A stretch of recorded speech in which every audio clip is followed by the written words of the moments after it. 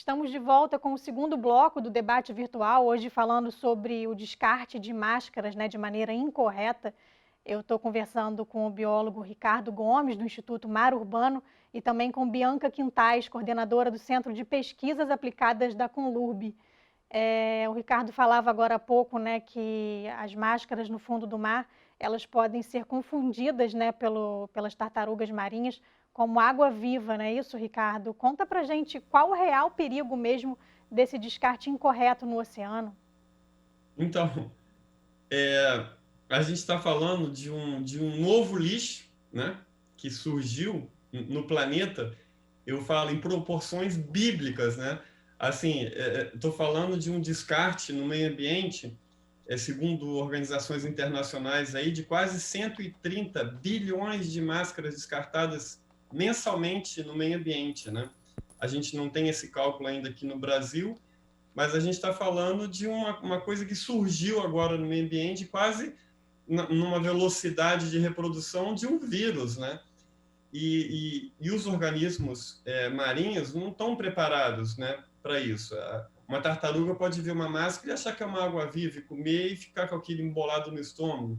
Já tem casos aí, começa a ver na internet, de aves marinhas que vão e pegam essas máscaras também pensando que é um peixe e ficam enroscadas com essas máscaras, né? Então a gente tem que pensar muito bem, né? Essa máscara que a gente está descartando incorretamente no lixo hoje pode estar matando uma tartaruga ali na frente, pode estar matando uma baleia, né?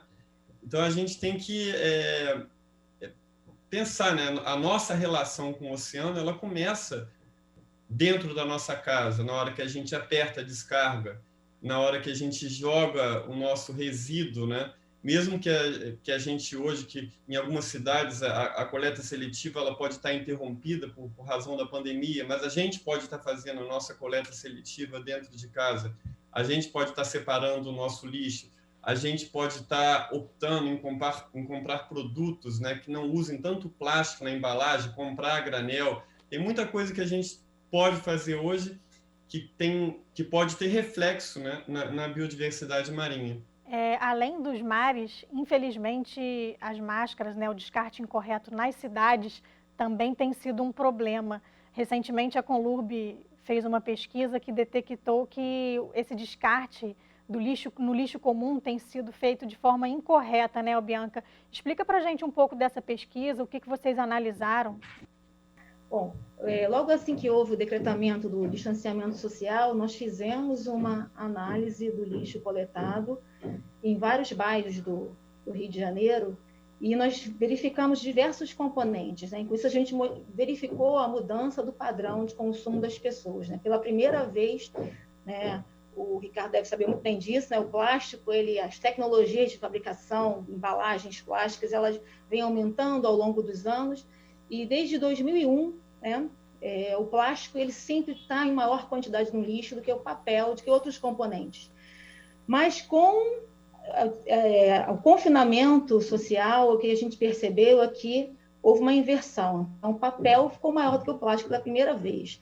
Não que tenha havido uma redução de consumo de embalagens plásticas, mas houve um aumento nas papel, principalmente por toalhas de papel higiênico, sabonete, delivery, todos esses materiais que estavam representando uma mudança no padrão de consumo.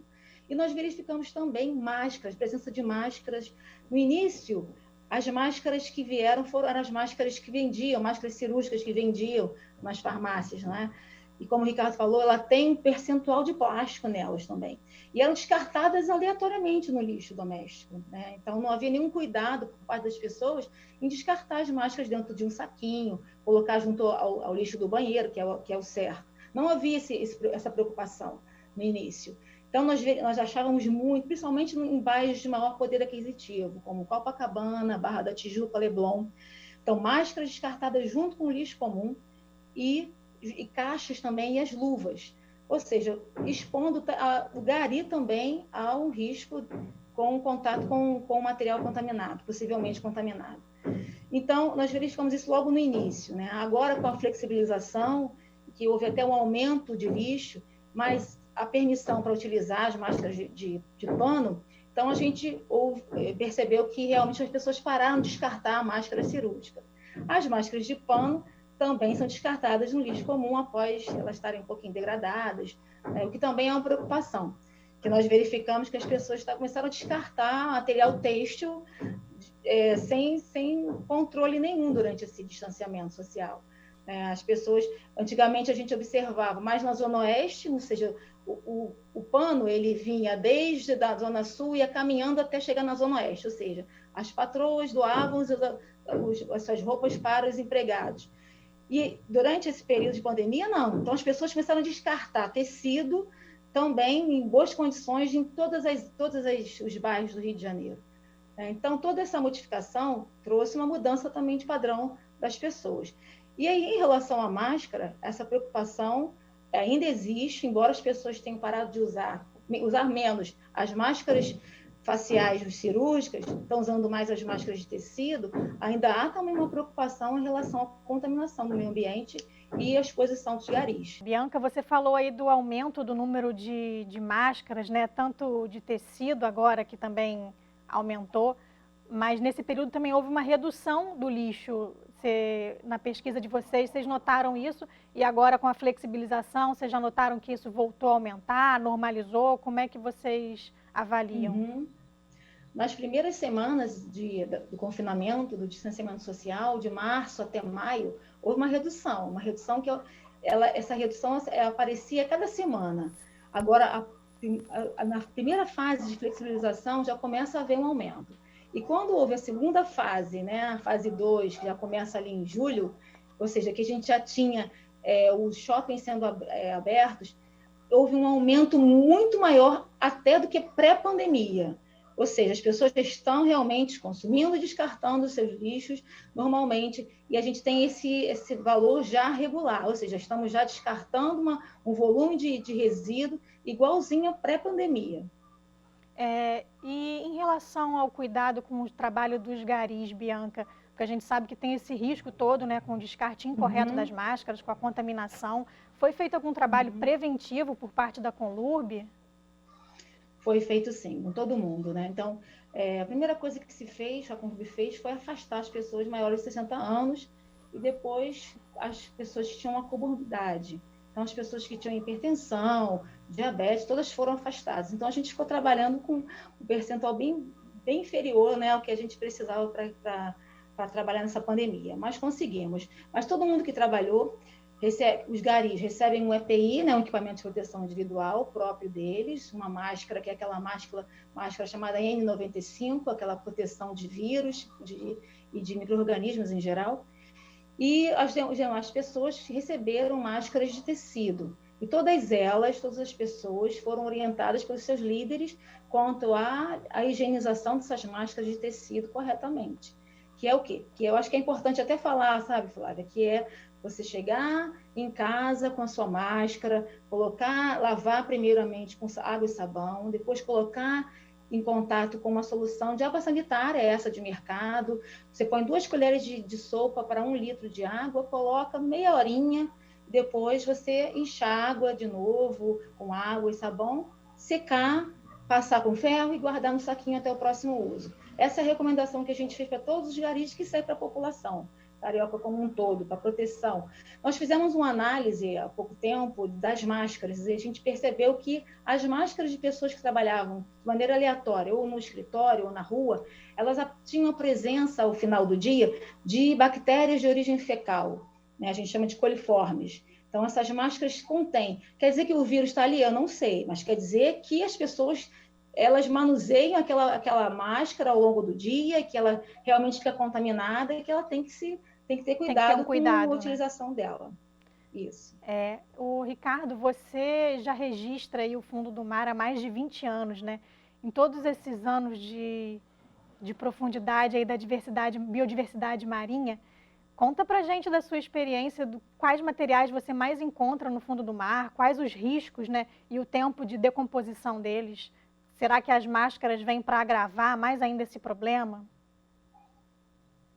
Então, eu venho mergulhando no fundo do mar do Rio de Janeiro há mais de 30 anos. eu posso te dizer que há 30 anos atrás, né, a gente mergulhava em locais mais afastados, ia para o Grumari, para Cabo Frio, Arraial do Cabo. Você às vezes mergulhava e não via nenhum pedaço de plástico. Mas isso mudou radicalmente, né?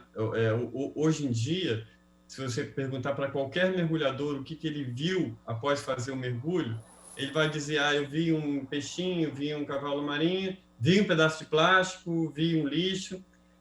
O plástico ele está presente visualmente, né, em quase 100% dos mergulhos feitos hoje por todos os mergulhadores. Você vê esse lixo, né? E você vê a fauna marinha interagindo, né? O ouriço do mar, ele tem um comportamento ele tem os pezinhos, são pés ambulacrais, que ele consegue pegar conchinhas e se proteger e para ficar camuflado. Hoje você mergulha, é muito comum o ouriço pegar pedaços de plástico para ficar fazer a sua camuflagem, né? Você vê a fauna marinha interagindo com o lixo plástico. E a gente vem descartando no planeta hoje quase 10 milhões de toneladas de plástico vão parar no oceano a cada ano, né? E isso é muita coisa, né? Assim, literalmente a biodiversidade marinha está sendo sufocada pelo plástico, né? E com esse novo lixo, né? Com as máscaras que tem aí plástico em sua composição, né? A gente está expondo mais uma vez, né? A nossa rica biodiversidade marinha ao plástico. E a gente tem que pensar muito. Eu acho que esse momento que a gente vive hoje da pandemia, né, é um momento de reflexão para muitas pessoas, né, onde a gente está conseguindo ver que a vida é efêmera. A gente vê a morte de perto, a gente perde conhecidos, familiares, a gente vê como a nossa passagem é curta nesse planeta e como é curto o tempo para a gente fazer alguma coisa em benefício do outro, em benefício do meio ambiente, da gente entender o que é o nosso propósito de vida, né? A gente está vivendo uma crise na humanidade, né? Muito além do plástico, é uma crise de identidade, uma crise onde a gente tem que começar a ser, em vez de só ter e ter e ter. Em vez de pensar o que a vida está dando para a gente, vamos pensar o que a gente está dando para esse mundo, o que a gente está deixando de legado, né, para as gerações futuras. Para você ver, para finalizar, para minha fala não ficar longa, até mesmo para a cura e o tratamento do Covid, o homem está recorrendo ao oceano. Já existem pesquisas avançadas e tratamentos com doentes do Covid na França, por exemplo, estão usando a hemoglobina de um poliqueta marinho, que transporta 40 vezes mais eficiente o oxigênio do que a hemoglobina humana. Já estão aplicando essa hemoglobina desse poliqueta marinho em doentes do Covid, e com isso a pessoa respira melhor e libera um leito de UTI. Na Alemanha, conseguiram extrair de uma esponja marinha um antiviral fortíssimo que mata o vírus do Covid. E a gente preservar a biodiversidade marinha, né, é a nossa missão, né, da nossa geração, deixar para as gerações futuras, né, o ambiente marinho ainda em condições para que as pessoas possam ir lá e descobrir novos fármacos, né, para novas doenças que ainda nem existem hoje, né? A gente tem aí milhares de medicamentos, né, contra o câncer, contra a AIDS e milhares de outros que vão no oceano para descobrir essas moléculas, né? E a gente tem essa obrigação de cuidar do ambiente marinho. O oceano saudável é a grande herança da humanidade.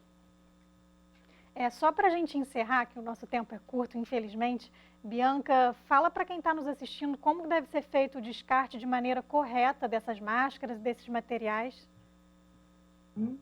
Claro.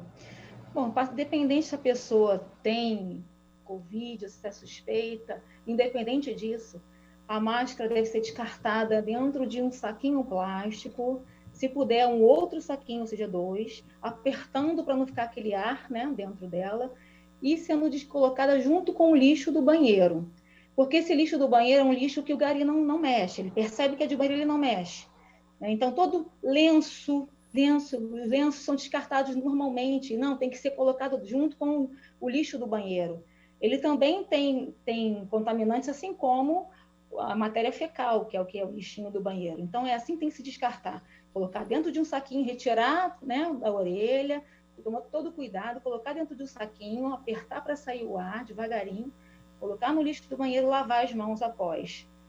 Eu acho, Flávia, eu gostaria até de falar, só em relação ao que o Ricardo falou, é uma coisa muito importante que as pessoas têm que entender. O que ele vê aí é muito da falta de consciência das pessoas em relação ao meio ambiente e o descarte de lixo de maneira incorreta. Né? Nós fizemos também um trabalho na Maré em relação ao lixo de maré e verificamos que a maior parte do lixo de maré que chega até a orla é característica de lixo domiciliar, ou seja, as pessoas não descartam corretamente. Então, vale aí também esse momento já de mudanças de paradigmas, a gente pensar também em descartar corretamente os nossos resíduos.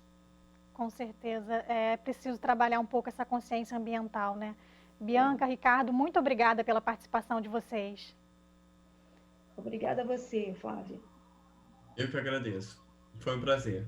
E se você quiser rever este programa ou acompanhar a programação da TV Alerj, é só acessar o nosso canal no YouTube e nos seguir nas redes sociais. TV Alerj, o canal do povo. Até a próxima!